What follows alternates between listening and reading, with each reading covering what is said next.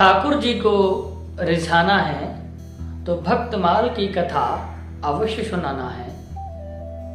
आज इसी प्रसंग में हम जानेंगे कि कैसे भगवान भी नौकर बनकर अपने भक्तों की सहायता करने के लिए पहुंच जाते हैं और अपने भक्तों के ऊपर अनुग्रह करते हैं। भगवान नौकर बनने तक के लिए तैयार हो जाते हैं अपने भक्तों के लिए। नमस्कार प्रिय मित्रों, राधे राधे। आज हम भक्तमाल में श्री त्रिलोचन दास जी के चरित्र को सुनेंगे। ज्ञानदेव जी महाराज के दो शिष्य थे प्रमुख, जिनमें एक नामदेव जी जिन्हें सभी जानते हैं और दूसरा त्रिलोचन दास जी। ये वैसे तो वैश्य हैं, वैश्य जाति में उत्पन्न हुए वैश्य हैं, लेकिन ये संत सेवा वैष्णव सेवा करना इनका परम धर्म इन्होंने मान लिया था और अपनी पत्नी के साथ संत सेवा करते थे। इनके घर में कोई संतान न थी। बहुत समय अधिक व्यतीत हो गया संत सेवा करते करते, लेकिन जब शरीर वृद्ध होने लगा तो अब इच्छा होने लगी कि कोई नौकर मिल जाता तो संत सेवा बड़े आराम से बड़े अच्छे से कर सकते। भगवान ने अपने भक्त का भाव जान लिया और आज वह द्वारिका का नाथ, आज वह त्रिलोकी का नाथ स्वयं नौकर का वेश धारण करके फटा हुआ कंबल, टूटी हुई चप्पल, चरण पादुकाएं पहनकर और त्रिलोचन दास जी के घर के दरवाजे के पास आ गया और कहने लगा, मुझे नौकरी दे दो, मुझे नौकरी दे दो। जैसे ही इन्होंने सुना, त्रिलोचन दास जी घर से बाहर निकले और उसे रोका। सुनो, क्या नाम है आपका? तो भगवान ने मुस्कुराते हुए कहा कि मेरा नाम तो अंतर्यामी है और मैं नौकरी की तलाश में हूं। त्रिलोचन दास जी ने कहा, लगता है आपके माता पिता नहीं है। क्यों? क्योंकि भगवान ने ऐसा वेशभूषा बनाया हुआ था कि जिसे देखकर लग रहा था, प्रतीत हो रहा था कि ये बालक अनाथ है।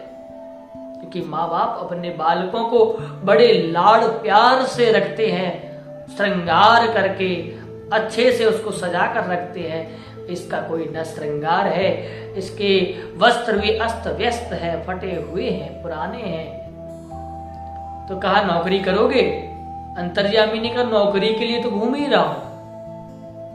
बोले, बदले में क्या लोगे? बोले, कुछ नहीं, मैं केवल 5 टाइम खाना खाता हूं और बस मुझे 5 टाइम खाना दीजिए। 4-5 सेर में भोजन करता हूं। अगर इतना भोजन मुझे मिलता रहेगा तो मैं सेवा करता रहूंगा, मुझे पैसा नहीं चाहिए।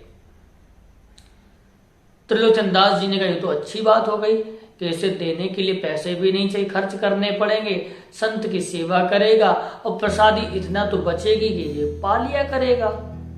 बड़ा प्रसन्न होकर संत अपने घर पर ले आए और अपनी महिला को बता दिया, धर्म पत्नी को बता दिया, ये देखो ये सेवक मिला है और ये संतों की सेवा करेगा, लेकिन एक शर्त जरूर इसने रख दी है कि कभी भी किसी को इसके भोजन के बारे में चर्चा न करे कि ये कितना भोजन करता है, ये भोजन से संबंधित इसके विषय में कोई बात किसी दूसरे से न करे। बहुत समय तक अंतर्यामी ने साधु संतों की सेवा करी, मन लगाकर सुबह से लेकर शाम तक संतों की सेवा करता। संत की सेवा के पश्चात रात्रि में सेठ जी की, त्रिलोचन दास जी की सेवा करता, चरण दबाता। सेठ जी प्रसन्न हो गए। त्रिलोचन दास जी कहा, बड़ा अच्छा सेवक मिला है। और जब भी भोजन करते अंतर्यामी को अपने पास बिठाकर भोजन करते, जब भी पानी पीते अंतर्यामी के साथ में पीते। इस प्रकार काफी समय व्यतीत हो गया और त्रिलोचन दास जी अंतर्यामी के बिना कोई कार्य नहीं करते थे। स्त्री स्वभाववश एक बार उनकी धर्म पत्नी ने अपनी पड़ोसन से अंतर्यामी के भोजन के प्रसंग के बारे में बता दिया। पड़ोसन ने पूछा, बहन कुछ दुबली पतली सी लग रही है, क्या हुआ?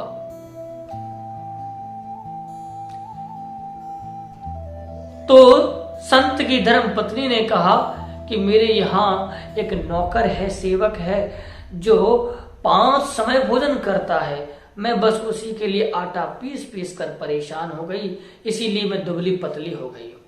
बस जैसे ही भोजन का प्रसंग सुना अंतर्यामी, तो अंतर्यामी थे वो अंतर ध्यान हो गए। सेठ जी जब वापस घर आए, सामान लेकर देखा अंतर्यामी तो है ही नहीं। धर्म पत्नी से पूछा तो उन्होंने कहा, मुझे भी नहीं पता। त्रिलोचन दास जी ने पूछा कि कहीं तुमने उसके बारे में किसी से कुछ कहा तो नहीं? धर्म पत्नी ने कहा, गलती हो गई, मैंने पड़ोसन को उसके बारे में बता दिया।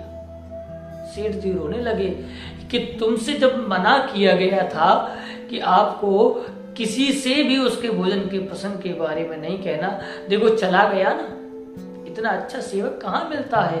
बड़ी मुश्किल से तो इतना अच्छा सेवक मिला था और तुमने उसको भी आज घर से बाहर भगा दिया।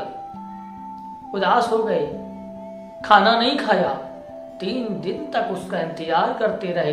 3 दिवस तक भोजन अन्न जल कुछ न ग्रहण किया और अंतर्यामी के वियोग में रोते रहे। तो भगवान ने जब अपने भक्त को इस प्रकार रुदन करते हुए देखा तो आकाशवाणी करी, अरे सेठ जी, अरे भक्तराज, आप भोजन पाइए। मैं तो स्वयं तुम्हारे घर सेवक बनकर गया था, इसलिए तुम्हारा सेवा भाव देखकर और तुम्हारा सेवा भाव देखकर तुम्हारा शरीर अस्वस्थ हो गया था, इसीलिए रात्रि को तुम्हारी भी सेवा करता था। मुझे बड़ा प्रसन्नता मिली, मुझे बड़ा आनंद आया। और इस प्रकार अब आप भोजन कर लीजिए, आप मेरे बारे में बिल्कुल भी ना सोचिए।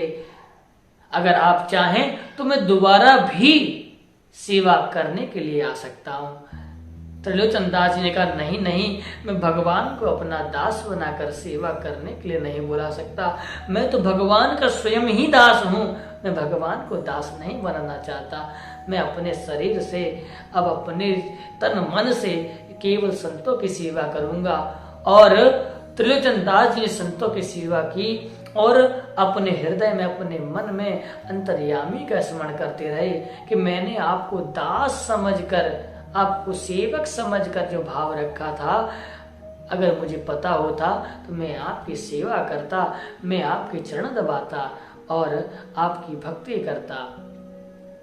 ऐसे स्मरण करते हुए और भगवत चिंतन करते हुए भगवत धाम को प्राप्त किया। तो भगवान अपने भक्तों के लिए किसी भी रूप को धारण करके किसी भी व्यक्ति के घर जा सकते हैं। इसीलिए स्मरण रखिए कि तुलसी या संसार में सबसे मिलिए धाय, ना जाने किस भेष में नारायण मिल जाए। पता नहीं किस भेष में, किस स्वरूप में भगवान आपको मिल जाए। इसीलिए हर किसी के साथ प्रेम संबंध बनाकर रखिए, हर किसी के साथ अच्छा व्यवहार बनाइए। पर पुनः अगले वीडियो में अगले प्रसंग के साथ आपसे मुलाकात होगी। तब तक के लिए राधे राधे।